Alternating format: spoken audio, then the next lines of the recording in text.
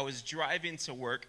I'm driving on the highway, and it becomes very, very noticeable that on either side of the highway, there's this really, really intense, dense fog. All of a sudden, I hit a point of the highway where now the fog has come over. All of the cars on the road suddenly start slowing down because we can't see what's in front of us anymore. And it's so dense that it's becoming scary because I, maybe like some of you, am a city boy. So I do not know about this kind of level of fog that maybe the guy driving next to me probably knows about, all right? If I go, I don't know what I'm going to hit. I mean, the highway could take a dramatic left turn. I have no idea, and I'm going to run right into barricades, right?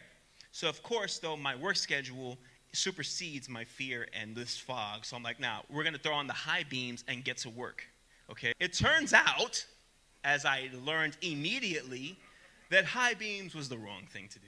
It intensifies the fog, and then now all you can see is fog. Okay, lesson learned.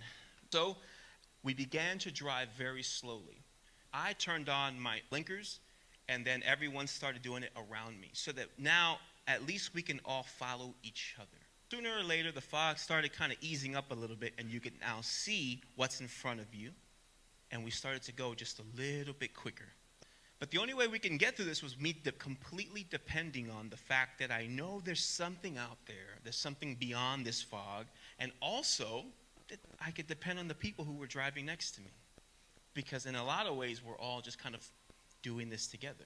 Fog eases up, and we're able to drive now. And surely at this point, I must have been super late to work, right? But believe it or not, I got to work right on time. A little bit of fog destroyed my morning. It caused me not to see. It caused fear. It caused anxiety. It caused me to slow down. It caused me to really depend on things that I didn't want to depend on. How many of us find ourselves in those situations, in that same kind of atmosphere? We're trapped in our fog. Very low visibility. We can't see what's beyond that sometimes. Not knowing what our next steps are going to be. Not knowing how we're going to make it out. Worrying every step of the way.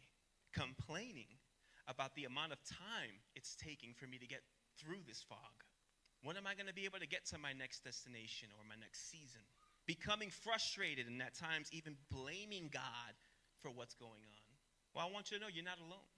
In fact, if we read scripture, we read very carefully that there were people who we honor today as being some of the most biblical conquerors of the biblical times. People like David, who felt this exact same way.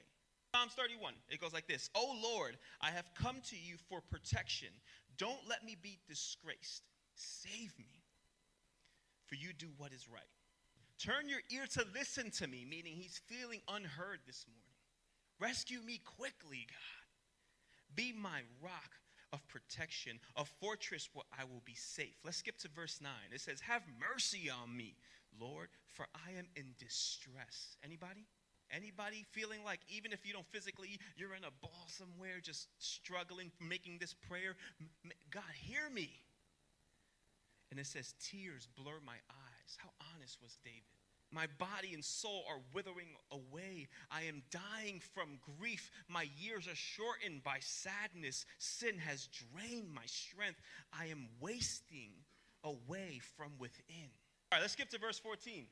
"But I am trusting you, O Lord, saying, 'You are my God. My future is in your hands. Rescue me from those who haunt me down relentlessly. Let your favor shine on your servant. In your unfailing love, rescue me.'" But then if we skip to verse 22, "I'm in a panic," he says. I cried out. "I'm cut off from the Lord." All of a sudden, he's disconnected. He's doubting God again. "But you heard my cry for mercy and answered my call for help." Verse 24 says, "So be strong and courageous, all you who put your hope in the Lord."